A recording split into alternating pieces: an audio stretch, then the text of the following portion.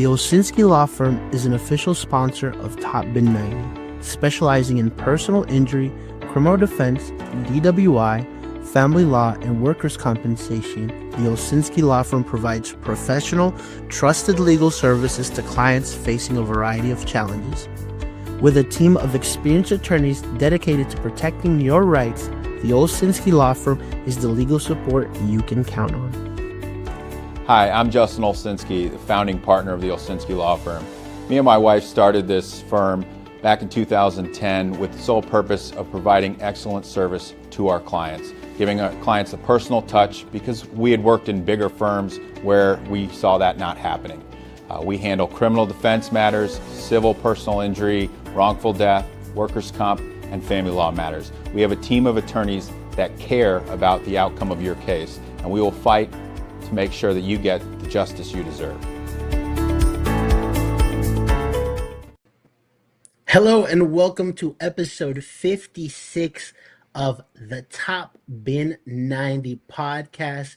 We are here today live after a Charlotte FC win against Philadelphia Union. The good home form continues, and for that, to analyze that, we've got my co-host, Mr. Brian. How are you today? Doing good, man. Doing good. Well, all up until I heard the Ajman news, but we'll get into that later. So. Yeah, it's tough to take, and then we also have, for the very first time, a special new guest, who's been writing some content for us on both the Top Bin and CSN side, Mr. Billy McGee. Billy, how are you today, my man?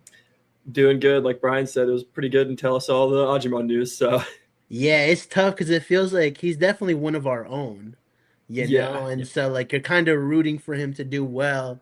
And then you see something like this happen, it really sucks. And so, but Billy, for the people that don't know you here on the Top Bin 90 platform, tell us a little bit about yourself, dude. So I've been writing since I was in college. I went to UNC Charlotte, covered some Charlotte FC stuff when I was there, and I think it was 23, so year 2. I've been writing about Charlotte FC since then. And then just this year, started writing for y'all with CSN and Top Bin, so people can check that out. Nice. Love it, man. What do you enjoy most about what you're doing now in terms of just like covering Charlotte FC and soccer in general? I guess just being able to talk about soccer, write about soccer, just like, and have people like read it or like have conversations with people. And I don't know. It's a tough question to ask off the top of my head, but yeah, it's like doing what I do normally, but like being able to write and do it like that. Like I would just talk about soccer normally. No, that's a good answer. And plus, like you're kind of part of a community now too, and so it's pretty cool because we're all covering the same team, and then we have like teams in the Premier League that we follow or other leagues, and so, but it's cool. It's a good little kind of world that we live in terms of covering Charlotte FC. And so, with that said, let's get going then. Let's talk a little bit about this match. Charlotte FC defeated Philadelphia Union 2-1 at the bank, a rainy night at the bank, at all that. And so, me and Brian were good, but Billy, were you outside? Like, I was out there for most or all of the second half, and I went back up into the press box when it started to like pour. After like 15 bro. So you're not committed then, is what I'm hearing. Hey, everyone else, and most everyone else cleared out too from on the field when it started doing that. Yeah, he became a committed writer in that moment and less of a photographer. That's what happened. Yeah. So what were you expecting going into this game, Brian? Dean Smith mentioned that this was probably the best first half he's seen all season, and so give us a little bit of analysis. Yeah, I'd say that's a fair assessment. They allowed 2 blocked shots from outside of the box the entire first half against. That's impressive defensive work and control of the game outside of really what Morrison's slip in the first minute. Other than that, I don't think many moments felt too dicey. And then being able to still get some dangerous chances on the attacking end and getting the goal. I think they probably at least should have had 2 or 3 more, especially down the stretch. Once things opened up at the end of the half, there were multiple opportunities in transition that I think Charlotte should have been a little bit more ruthless. And that would have been my one caveat, is like there were moments to put that game away where you had numbers, maybe 3v2, 4v3, and they just weren't quite ruthless enough in those transition moments. And I think that's the difference for me. But other than that, I mean, a complete performance, a complete first half. And then we had the second half. I think the one that stands out to me most, I think it was a ball from Westy to Vargas when they were on the counter, and then Vargas got a great ball to Wilf, and Wilf didn't really finish as well as we know he can, but I'm looking back now and thinking back, I was like, well, it was also raining, and so not to put an excuse, but also like it was kind of pouring too. So like you could kind of forgive him, and you kind of forgive him even more after seeing the quality finish he had from Pep Biel as well.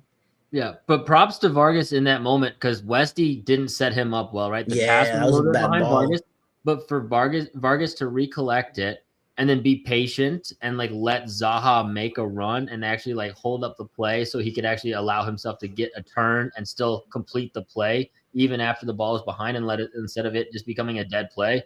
I feel like that was a sign of some Vargas maturity there. I don't know if we always like a couple of years ago if we see Vargas make that play. Yeah, for sure. Yeah, absolutely. You're right. That's a good thing to point out. And so, I mean, Billy, it felt like we were moving the ball quicker. We were finding our wingers. Toff had a good cross to, I think it was Iran Toklamati, who passed it off to Diani early on in that first half. What kind of impressions did you get specifically off that first half?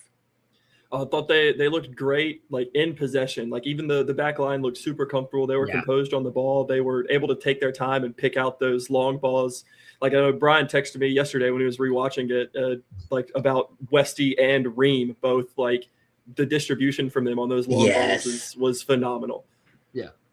Yeah, absolutely. And so I'm glad you brought up Ashley Westwood because we even asked him, it feels like a renewed version or a different version of Ashley Westwood. And I like that he went into talking about, how they're staying and doing extra reps. He had a bad back last year, and so it's Brian, you mentioned this a lot last year where like, how well Charlotte FC was playing was a lot to do with how well Ashley Westwood is playing. So these last two games, we can give him a good amount of credit for that as well, especially, his classical Westy banger, he has to have a couple of those every season, and we saw one in that first half. Yeah, what I like particularly from him, and Billy kind of led into it a little bit there, but when he would drop deep into that regista between Ream and Morrison in build-up play and just ping diagonals to either side, he did this several times, and I think that might be just his strongest spot right now because it keeps him in a better defensive position, but he can still hit passes to both sides of the field and really set up the wings. I think the one issue there we see, and it's not an Ashley issue, it's how do you build up through the middle if he's not a part of it? If he's lying deep and distributing wide, who's there to create chances through the middle? I don't think Diani has done or shown a good enough job distribution-wise to be the guy in the middle. How do you maybe get BL deeper so that he can be in the pocket and distribute and receive the ball deeper? I don't know. You got to find a solution there because it seemed like they were a little bit one-dimensional. It was great because Ream and Westwood were able to feed the wings and they were able to get a lot of possession forward. But there's going to be times when you're going to need to mix it up and change your dynamic, which is, I think, what we saw in the second half. They had a harder time figuring a solution once Philly found a way to press them. Yeah. Billy, how much credit do you give Charlotte versus, Philly came here with 5 losses. Like they don't even have a point to their name. And so is it more of Charlotte's actually playing better? Philadelphia's just kind of bad? I think it was a little bit of both in the first half. I mean, it looked like Charlotte just completely controlled the game, especially the first half. The second half, I know you said we'll get to that later with it, but like the first half, they just completely controlled it.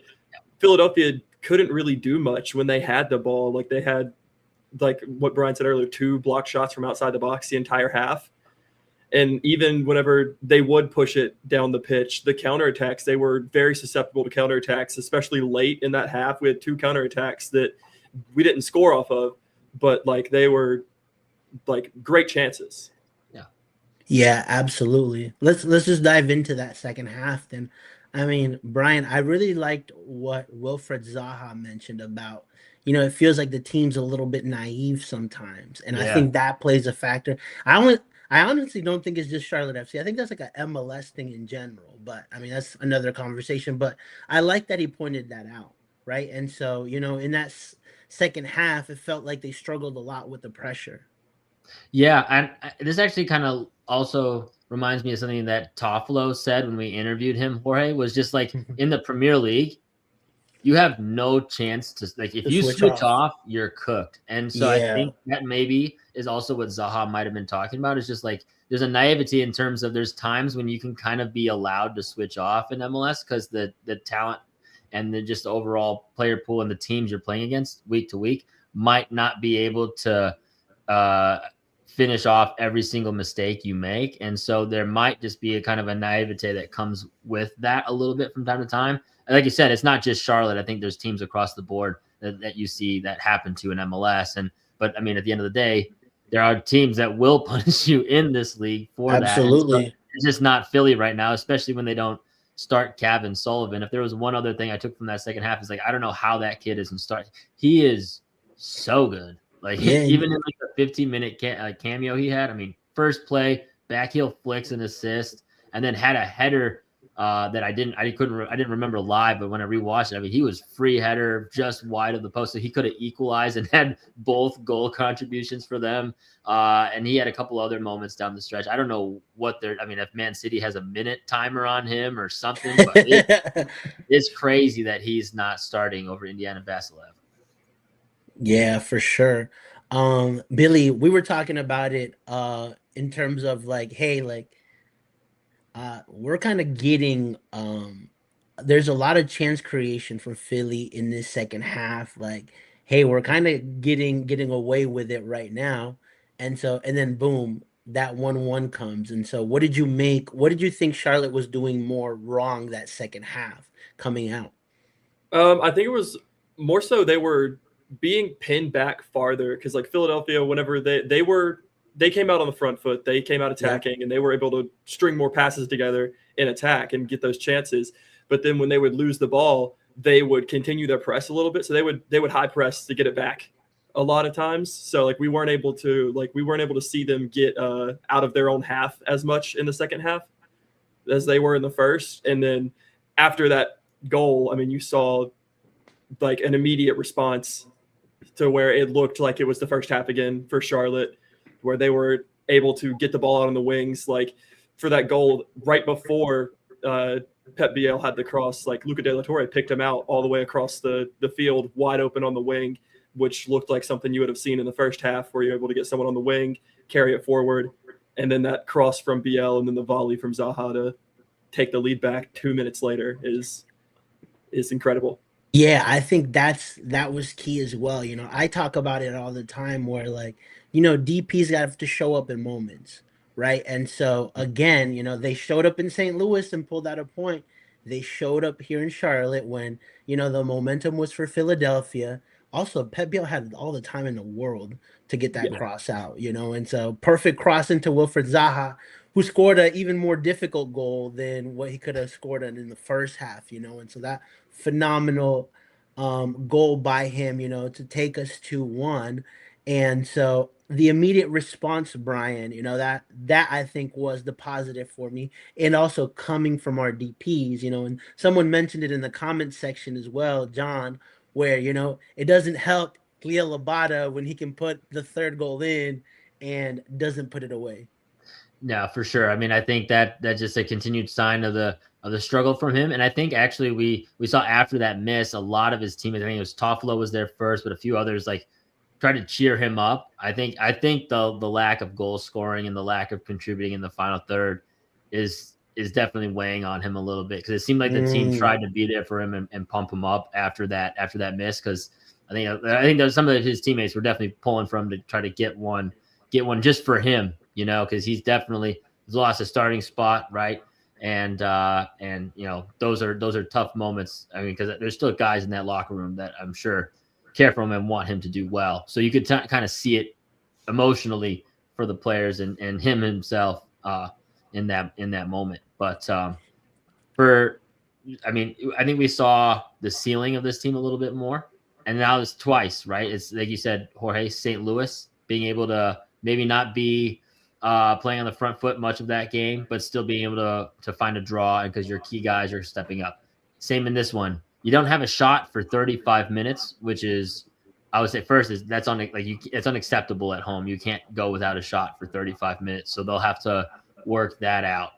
But even in that moment when they have a tough run of play, they find a way to respond and get the win. And I think that bodes well down the stretch in those moments when things aren't going to go your way.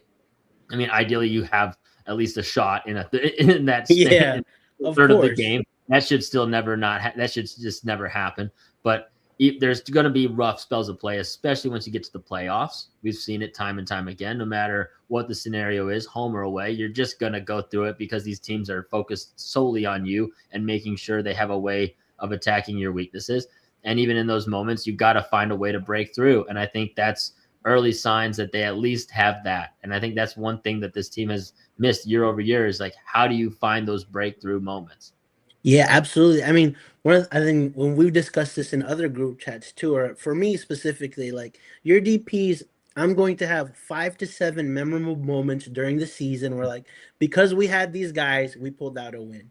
Because we had these guys, we pulled out a draw. And we're 6 games into the year, to the season, and I've already can go to 2 moments where our DPs are pulling out points for us, or changing the trajectory of a game, right? And so that for me is where I truly say, okay, Zaha and Pep Biel are DPs, right?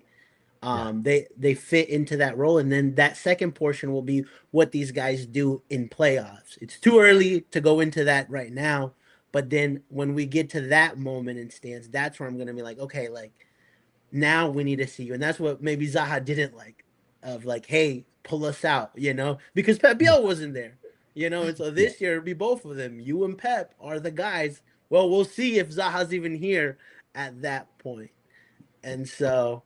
Billy, what do you make of, they said we could only win when it was 10v11. Now it was 11v11.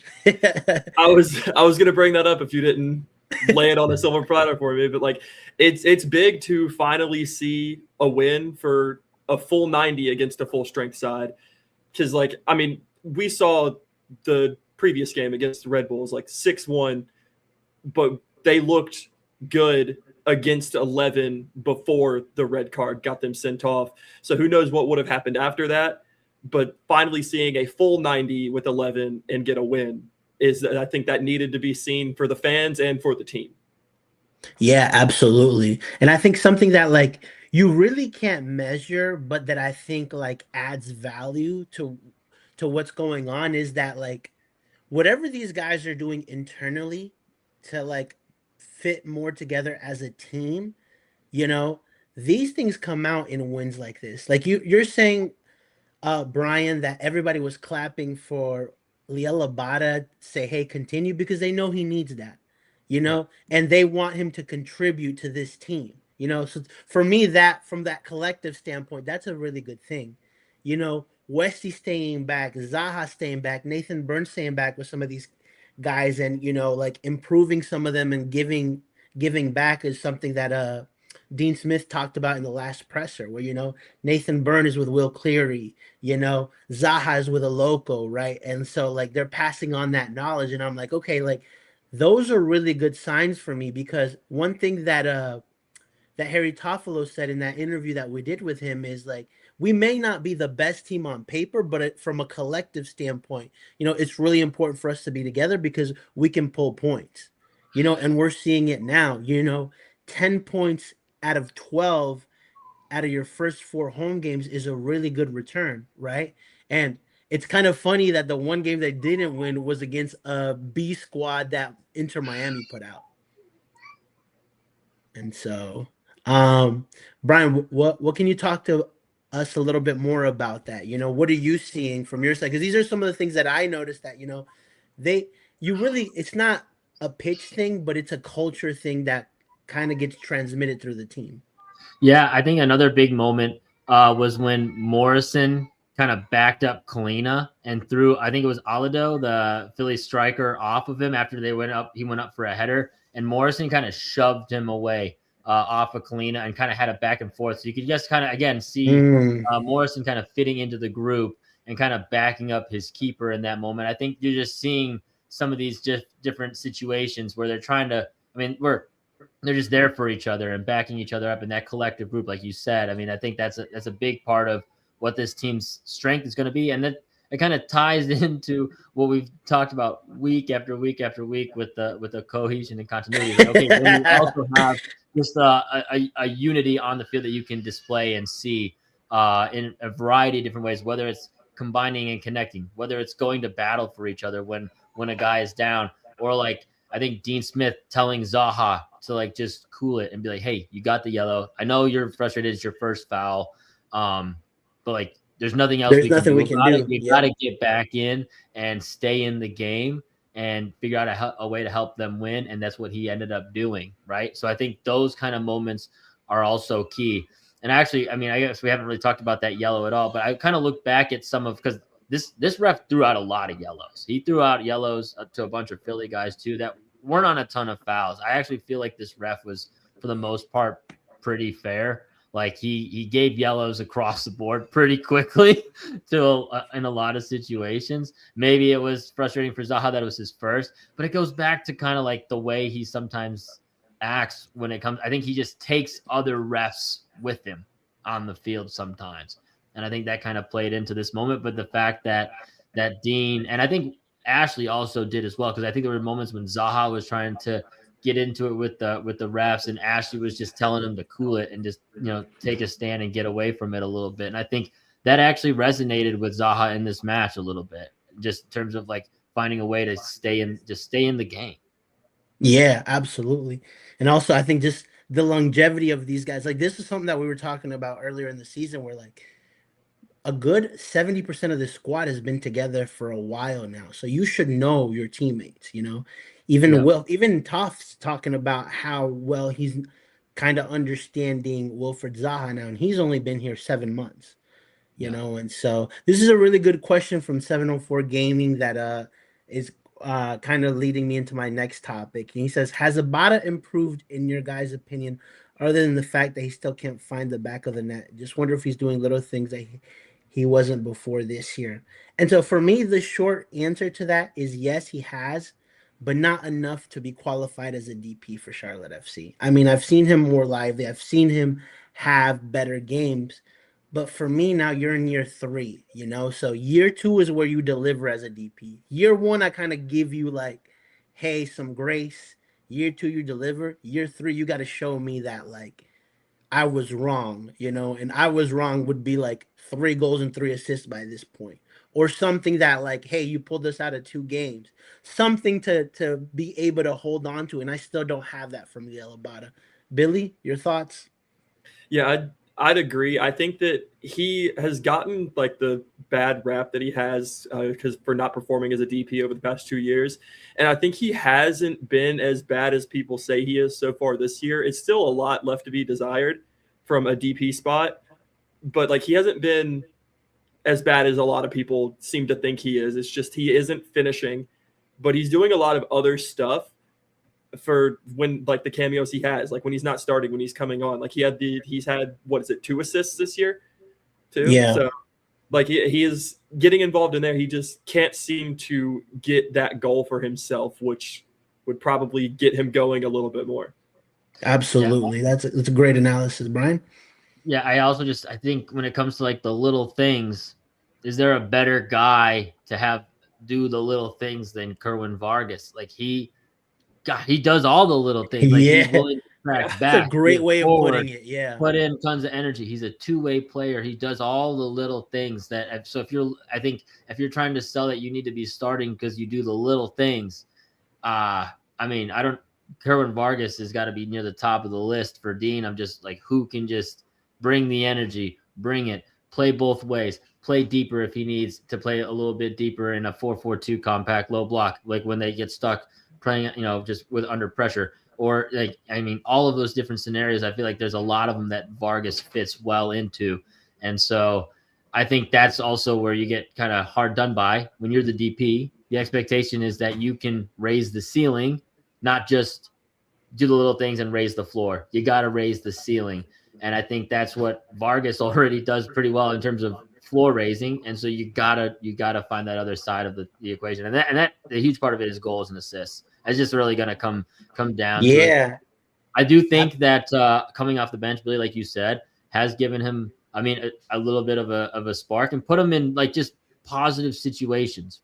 I feel like what was happening when he was starting is he wasn't being the difference. And then you were subbing him off in situations where it looks really bad. I think I pointed it out in one of the first stock up, stock downs was Leo Labata getting subbed off when it was 1-1 against St. Louis. I think it was right there in their opener, and he was subbed off in like the set. Like, that's a bad look. Like that's if you're a DP and you're supposed to be one of the key attackers, and you're the one getting subbed off when your team needs a goal.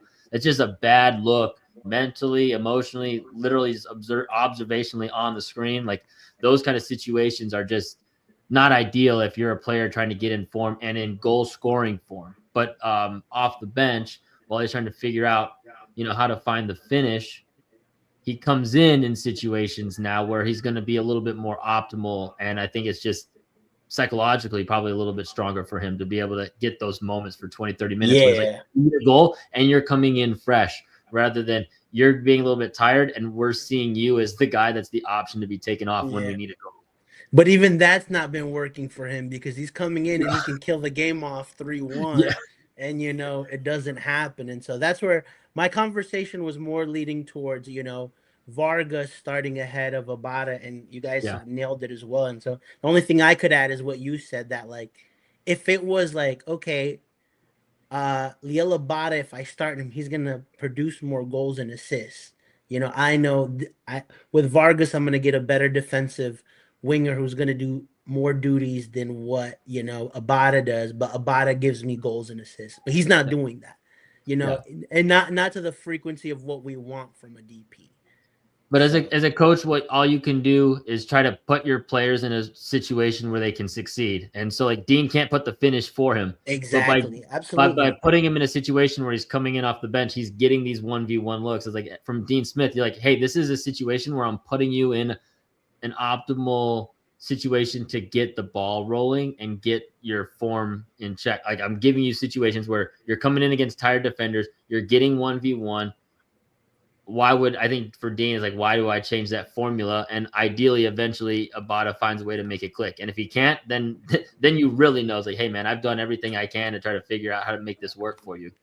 Yeah, it really has come down to that, and so let's talk, and you mentioned it a little bit of Morrison Ajiman. He continues to, impress me, right? Billy, talk to me about Morrison Ajiman. What have you seen from him? I think that he has stepped up extremely quickly for someone that I think most fans either were not aware of at all before this season or did not expect to see play much this year. That first appearance he came on at halftime against Galaxy and played pretty well, and then has continued to play well since then. Even when he had that own goal against Austin, he bounced back quick from that. He didn't let that impact his game. He just continued to play solid on that back line even after that own goal. Yeah, absolutely. And so, Brian, you mentioned it that Ashley Westwood gave him his props as well this past post-match. Yeah, for just stepping up and recovering after that initial slip, which was, I think, again, the sketchiest moment in the first half. I think it also comes down to just systems and the right players fitting around each other that really help elevate a young player and giving him a chance to succeed, right? Yeah. He's got Tim Ream to his left, veteran presence, good at distributing, doesn't have to focus so much on that. He can focus on being sort of like the skills that come naturally to him, which he told us, right? I'm strong. I'm big. I'm like, he's mentioned, like, he knows who he is. And he's like, okay, well, if Tim Ream can do a lot of the distributing, and especially once you have Westwood drop back, you've got two guys in your back three in buildup that are just absolutely like top-notch Premier League players that are capable of pinging the ball around. You don't have to focus on like your version of that. You can just be like, you know what? How can I support them? How can I back them up? How can I just be the best version of me? And I think that helps. That helps a player succeed, especially a young player. Is just how can you find the best way for them to not have to do too much or play outside of themselves. Let them just try to elevate the best version of who they are. And I think that's what Privet and Ream struggled alongside. I feel for Privet not being able to figure out a way, but that's just part of the game. Yeah, it is. The player is all about the 11 around you too. It's not just individuals. So if you just don't quite fit in because of what the other traits are accompanying you, it ends up leaving somebody out. And I think that's what we're kind of seeing in this situation now with Morrison elevating and finding his game. Yep. I think that's all I have for the game. I think we covered it pretty well. I mean, the positive too is we continue to have home wins. The second win, in a row, which is good. And Zaha back on goals, like scoring another goal, back-to-back goals. He's getting assists and goals. Zoran said he wanted to see assists and goals from Zaha. Well, you're getting assists and goals from Zaha. Nice. All right, let's move on and let's talk a little bit about the U.S. Open Cup draw. Charlotte, we get to see the first ever Charlotte Derby between Charlotte Independence and Charlotte FC at Matthews Sportsplex. And so should be a good game. Obviously, I think, Charlotte, they have to go through this game, right? And then after that, if they do advance, they also get to host the winner of Atlanta United and Chattanooga FC. So very favorable run. Your initial thoughts on this, Billy? I think obviously it's something people have been waiting for a long time. Ever since the team was announced, it's like getting the two Charlotte teams playing each other. It's gonna be a fun watch. Charlotte FC should win. They're the MLS team playing the USL team. That you favor the MLS team there every time. It's just who are they going to play is the question. So you have to see then. And we were talking about Abada earlier. This could be an opportunity for him to see one go in the back of the net with, like, obviously struggling against MLS competition, drop down Open Cup, play a side that isn't as strong as MLS sides. Maybe he can score then. Maybe, who knows? Maybe we play some of the Crown Legacy guys in that game. Who knows? Yeah. Brian? Yeah, I definitely would hope for some rotation from Charlotte FC and get some fresh looks in there. Aaron John, I think, is another. Could he get his first potential start after he continues to get short-term deals? I mean, if not, they only have one more of those, right? Full run up, huh? They only have one more of those, right? Yeah, I think he only has one more. That's why I was getting ready to tee up a Smith question about that whenever I can. So, yeah. But yeah. I think he's got one left, and he can only play one more time as well until they give him a first team deal, which is in his contract. But I'd like to see him get a look. I mean, I think there's a few different guys. I think actually this is a good moment for maybe Kessler to find a run with the first team as well. Because I doubt we see him get a run this next game because you can't really mix up the back line. But a USL, U.S. Open Cup opponent is a good chance to try to figure out who else you have within your back line. Yeah, listen, it's going to be a rotated squad, and I also don't think it's going to be a clear, easy game for Charlotte. I mean, Independence did just eliminate Charleston Battery. And, with the limitations of being a third division team, they're still looking like a good team. So I'm sure that they will want to come out there and make this a very difficult game for Charlotte FC. And I think it'll be more of a tighter game than what people are initially expecting, with some rotations, with Independence kind of wanting to play to their best level. They've played closed door matches tons of time. This is the first time that we'll see them play an official match. Do we think, Billy, that there'll be more Independence fans out there or Charlotte FC fans? What are you feeling? I don't know. I think it's gonna be pretty close. I think it's gonna be Charlotte FC fans pulling up that place. Nice, yeah.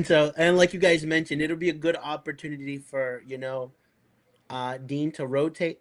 But Brian, I also want to ask you, if we're looking this year for a progression of Dean Smith ball, right? Or something, because he set a good floor for us. But now we want to see the next level, right? What's your expectations for this Open Cup? I mean, you got to go through in this game, and then you got to go through hosting the round of 16. I mean, this is as perfect of a draw as you could ask for. You're playing a USL League One team that also should still bring a little bit of hype because it is a Charlotte derby like you opened with, right?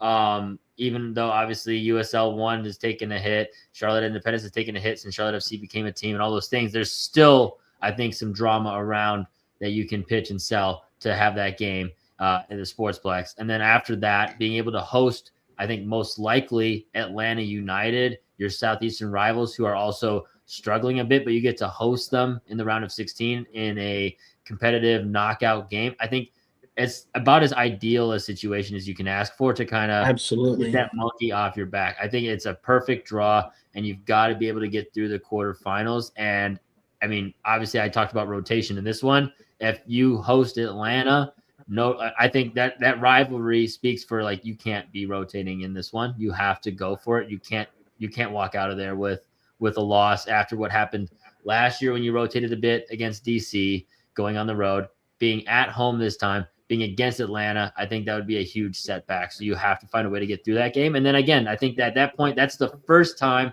Dean would have beaten a first level, first tier team in a knockout competition. And I think that bodes really well if you can get through there as you go, progress through the rest of the season.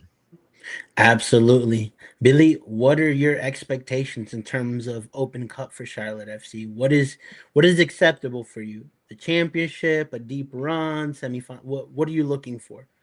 I mean, obviously championship's ideal, but I think at least quarterfinals, you have to get through both of the games you're going to host. If you get through the first, you have to beat Independence, then you have to win the next round with hosting priority. It's like especially with Brian was saying, the draw is like it's the best draw they could have gotten, and they have to go through for that, or it's a disappointment, which we haven't really seen a good run in the Open Cup for Charlotte yet. So this has to be the year that they make a deeper run. Yeah, so really good draw for Charlotte SC initially, and you got like Derby in Charlotte. You also get to play Atlanta, who's a rival if you go through, most likely, So it's setting yourself up for two really good games at the Plex. So nice. That's all I had for the Open Cup draw. Let's talk a little bit about Nashville now. Speaking of rotations, Nashville, they've got a crucial CSL game between Charlotte's actually the game in between that crucial game, right? And so we were talking a little bit about that. And so, Billy, are you expecting a heavy rotation for Nashville this weekend, given that they got to play Club America? Yeah, because I mean, last time they heavily rotated in the previous round, so I expect the same thing this round, especially going farther into the competition. It's like you're this far in, you need to focus on that even more than you were previously. So heavily rotate, keep fresh legs for those ones, and then that should benefit Charlotte this weekend, especially without Zaha for Charlotte. So if they're facing a B team with no Zaha, that's going to be better for them if they had a full strength Nashville team they had to face with no Zaha. Yeah, absolutely. Brian? Hello? Can you hear us? Can y'all hear me? I can hear you. Yeah, sorry, it was skipping there for a second. Sorry, I'm back. All good. All good. Jorge, did you ask me a question? Yeah, dude.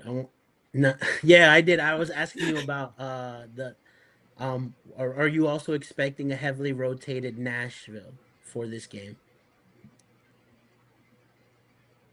Yes, yeah, absolutely. I think they will, because Club America, I mean, they're going to go all out for that. They're in quarterfinals. They already got, I would say, their big boogeyman smited by just getting through Miami after the amount of times Miami has knocked them out of tournaments over the last couple of years. And so I think the amount of momentum behind this Nashville team, the amount of opportunity they now have in the quarterfinals of this tournament, there's no way I don't think they rotate. And it goes to show, like, sometimes it's nice to have maybe a tougher schedule at the beginning of the season with these teams that are in CCC, because now it's 2 for 2 in terms of Charlotte getting teams that are probably going to rotate against them. There should be opportunity for points.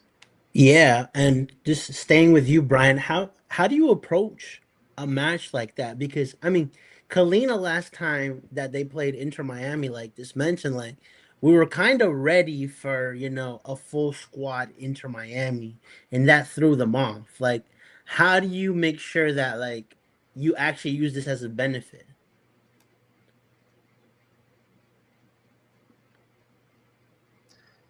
Well, I mean, you just gotta stick to your guns and be the best version of yourself, right? And I think that's what they maybe missed last time against Miami. They weren't able to find a way to be the best versions of themselves and focus on what they can do best. Like the idea that there's a situation where Messi isn't in the lineup and that's not an advantage is ridiculous. So Yeah. there's no world where Messi not being in the lineup shouldn't be a massive advantage, no matter what you prepared for. So I think it's the same in this situation. Like if Surridge, Mukhtar, and Espinoza all aren't in, I don't care how hard you prepared for them. Not being there is a massive advantage for you. And so you should be able to take those moments and make them hurt for having to rotate because they're keyed in on a bigger competition. They do have, I think, for me, Nashville has a good amount of depth. They have like backup fullbacks for both Nahar and Lovitz on both sides that I like. They have multiple midfielders. I like Acosta will probably slot in, and then this other kid, Corcoran or Yazbek. They have multiple starting caliber options in that midfield. So I do think they can still obviously put up a fight. But at the end of the day, like you're not fighting their best team.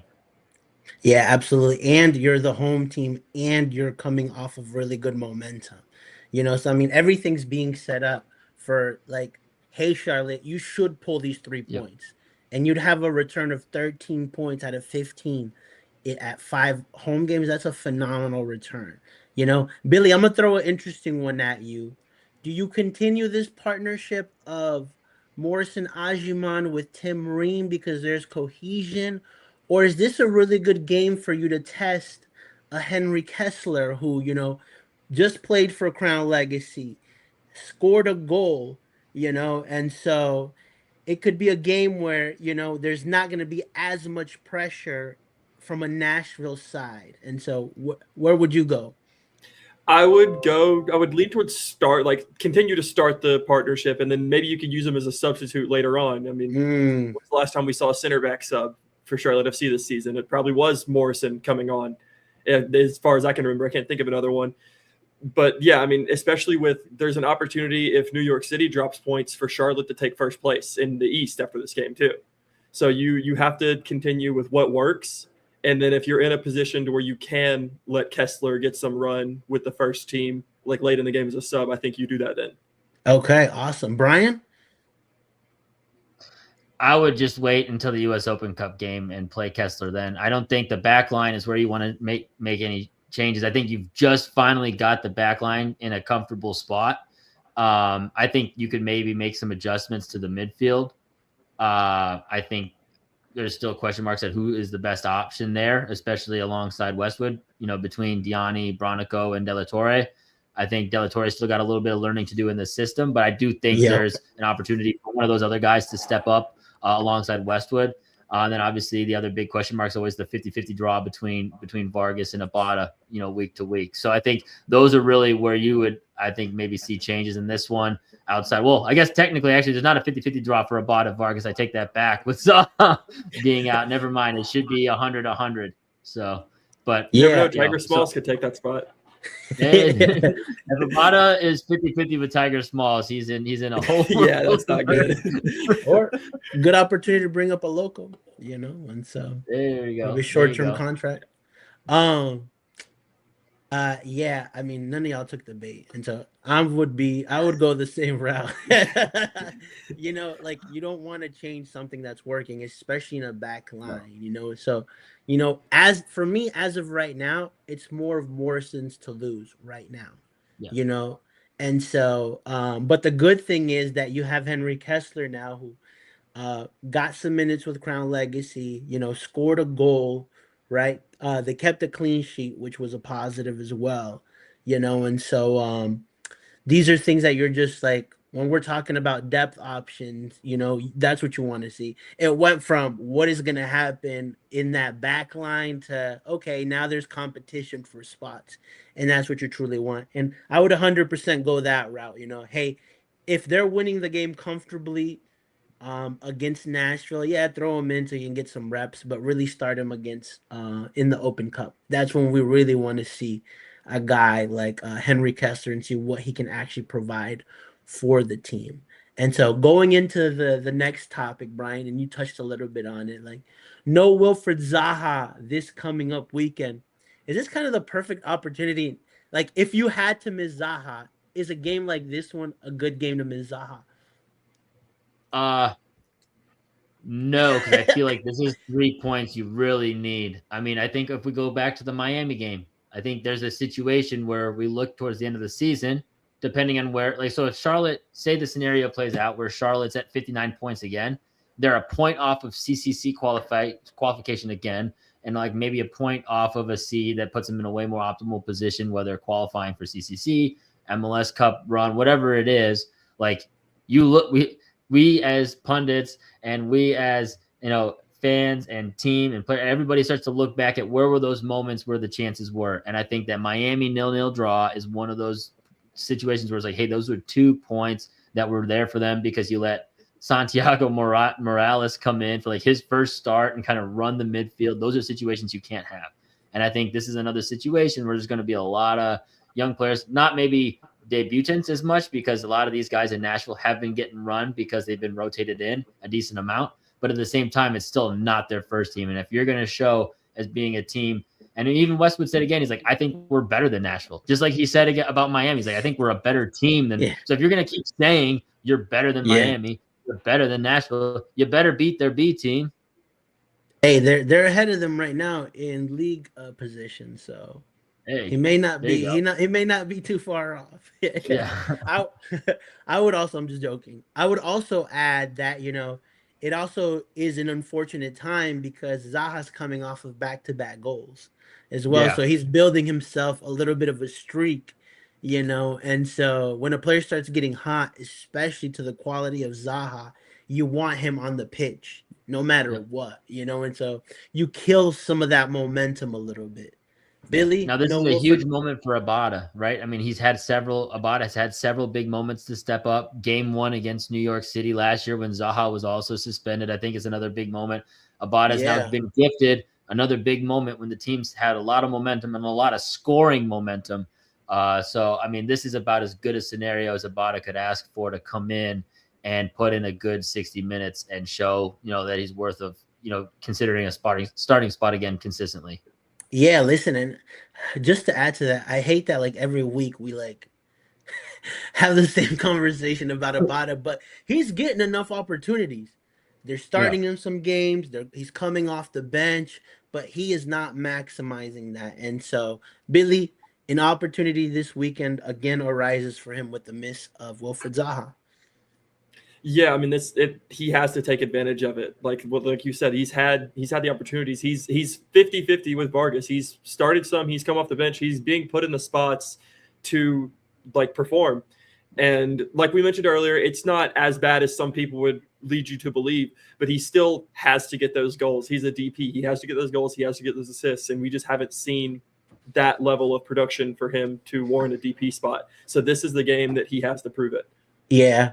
Do you think, Brian, maybe in Nashville's world somehow they're still thinking, well, we're first in the East. We could kind of still compete for, supporter shield. We want to stay number 1. Does that play a trick or somehow the people that are starting, like, is that the message that you would be sending if you're BJ Callahan?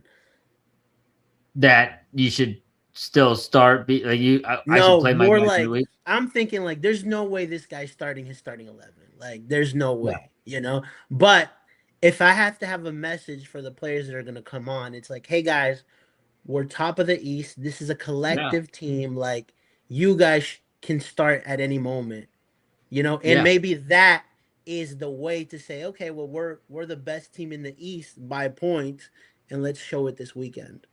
100%. I mean, no, they absolutely will, and they will bring it. I mean, we already have seen that from Nashville. They've had a rotated squad, and they've gotten points. It's kind of reminds me a little bit of what Vancouver was doing last year. Vancouver's run shocked a lot of people, including me, because it was like, man, this team dealing with a lot of injuries doesn't seem to care, and they just are going all the way to the CCC final and then still like leading the Supporters Shield for a lot of the season when the Sounders went that deep, won CCC, one of the greatest clubs in MLS history, right? and then they don't even make the playoffs that same year because the run hit them so hard. So Yeah. I think when you're a team that can stack points early, rotating your squad here and there, because Surge I don't even think has started in a road game yet.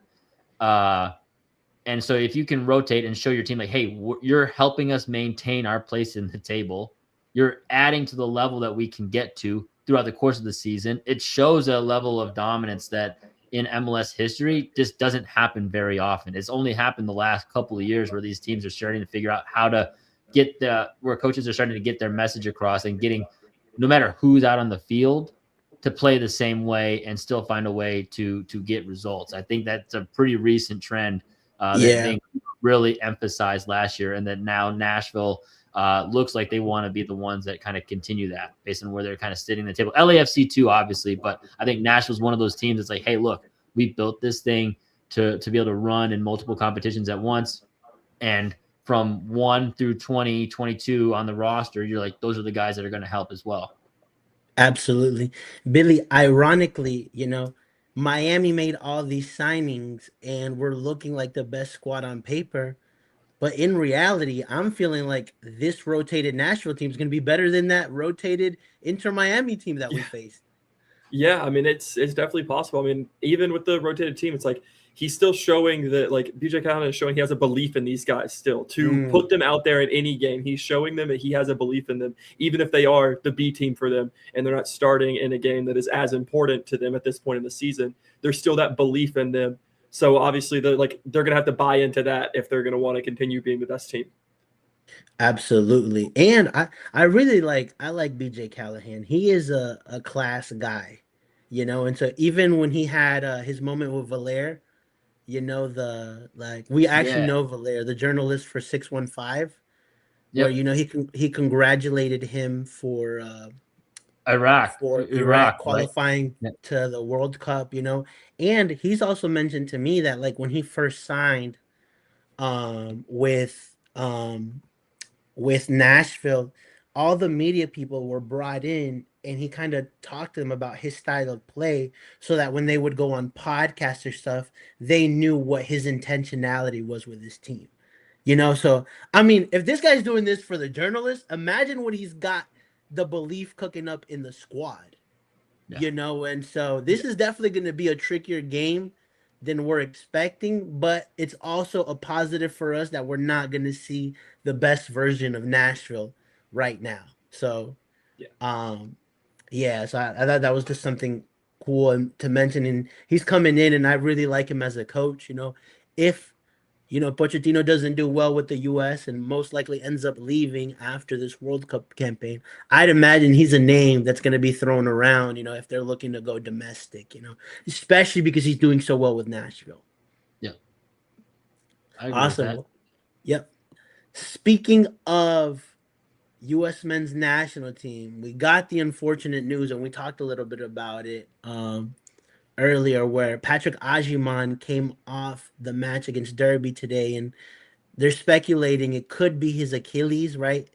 Nobody hit him, so it wasn't like a foul or anything. And so, Brian, as someone that's followed him for a long time, you were a big Agyemang fan, from the get-go, I would say. Just give me your reaction. Yeah, I mean, this is a human moment, right? I think there's maybe few players that have stirred up as much controversy amongst the U.S. men's national team hardcore fans than Patrick Agyemang throughout his entire run up with the first team back in the beginning of 2025. And I think there was a lot of fans that didn't want him to be a part of that team or continue to be a part of the World Cup team. And I think at this moment, it just really sucks that he didn't have at least a chance to fight for it. Or at least it doesn't seem like he's going to have a chance to fight for it. Yeah. I think no matter how you feel about a player, you want to at least have everybody at even strength and having an opportunity to fight for their place, win, lose, or draw. And I think these moments when injuries like this happen and you don't have that opportunity for players to show who they are and show that opportunity to win a spot, and especially when these moments come so few and far between. I mean, this is the only chance to play in a World Cup in your host country, like in your lifetime, right? Yeah. The earliest for me is 30 years from now, unless FIFA expands it to like 96 teams, and then US is like one of the only countries it can be in. Like, which is not far fetched. All jokes aside, when you see those tickets the way they're selling tickets, the resale on the verified FIFA account, like I wouldn't put it past. Yeah, but keep going. My bad. But no, you're good. I mean, so I think those are all the different aspects to this that go into it, right? It's just a once in a life opportunity, not only because it might be his only chance to make a World Cup roster, because there's just no telling who the next coach might be and how they might feel about him, right? That's the same situation that like we saw Ricardo Pepi in last time, right? Kind of banged up, couldn't figure out how to get on the roster, and then ended up, falling out of Berhalter's favor. You just never know with these things as coaches change, as mentality changes between the group, who they decide fits in with who's like the same as like how Privet and Ream didn't quite fit, and then Morrison comes in, right? All these different scenarios and variables across clubs and national teams play a role. And so when you have a moment where it seems like you're really slotting in well and starting to vibe with the main group and continuing to get call-ups and continuing to score in whatever moments you kind of have, it sucks to have, potentially be on the outside looking in because of something like this that's outside of your control as a player. Yeah, and I would the hardest thing. Yeah, and he's like Pochettino's top goal scorer, since he's been here, and so Pat's done a really good job of, starting to like elevate his career at the right time as well, and he's taken the opportunities at the U.S. men's national level, and he's been scoring even when they lost 5-2. He had a goal. There was a great opportunity he created for Balogun in the second game against Portugal too. That I'm like, okay, this is another, like, he's not just a target man or it's going to be a nuisance he can actually create some sort of play and play others in as well. And that comes from his time at Derby too, playing a little bit of a winger, providing assists, right? We almost saw that that game against Portugal as well. And so to me, it's very unfortunate, especially because it feels like it hits home, and like it was set up perfectly for him where he would come one last camp, Charlotte versus Senegal. All the Charlotte FC fans would get to see him, would get to like take pictures with him and kind of give him a proper send off, Yeah. And so, and it feels like we're kind of getting robbed of that a little bit, and it's like kind of out of everybody's control. Billy, anything to add?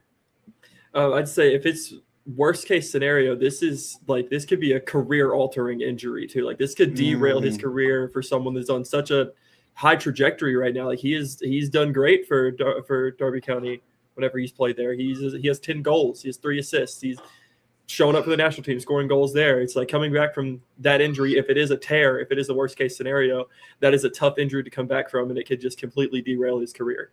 Yeah. Well, we'll be hoping for the best for Patrick Agyemang. Like Brian said, it's the human element that hurts us the most, especially to a good guy like Patrick Agyemang. Yeah. So with that said, let's get into some score predictions for this Nashville game. And so I'll start off with you, Billy. What are we feeling?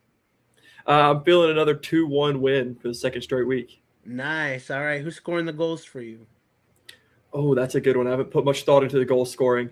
I think Pepiel is going to get one. And I think Tokolamati is going to get on the score sheet too. Some Tokolo time. I like it. Brian?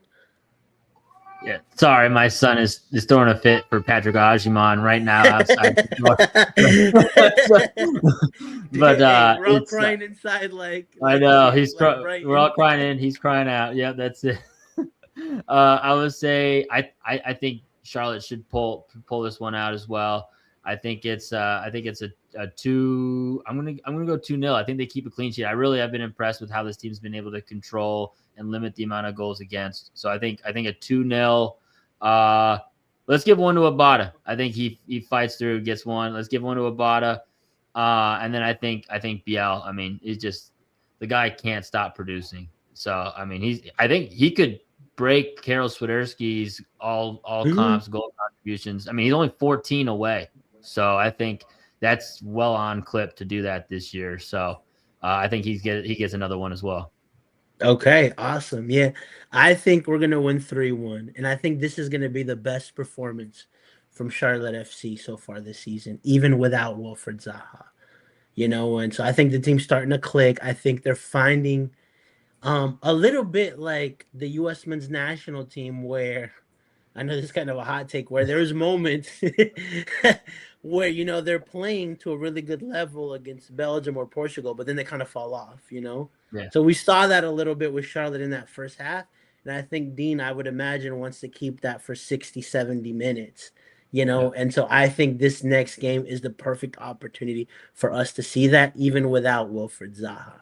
And so I'm gonna go with a 3-1. I'm gonna say a Tokolomati double, and then I'm also gonna I'm a big fan of Pep Biel too, so we'll put a Pep Biel goal in there as well. And then maybe own goal will make an appearance, and it'll be a 3-1 win for Charlotte FC. With that said, this is the conclusion of our show. Billy, where can people find you at? They can find me on all social medias. It's at I am Billy McGee on Instagram and Twitter. Those are my main ones I use. Nice. It reminds me of I Am Legend for some reason. If you ever saw that movie. Nice. Brian? Yeah, you can find me on X at Bam Mauer Media, written content, topbid90.com, college soccer news. You know where it is. Yes, sir. Jorge Gonzalez on all the socials, Top Bin 90. Make sure you follow us. And with that, show is over. Everybody have a great night.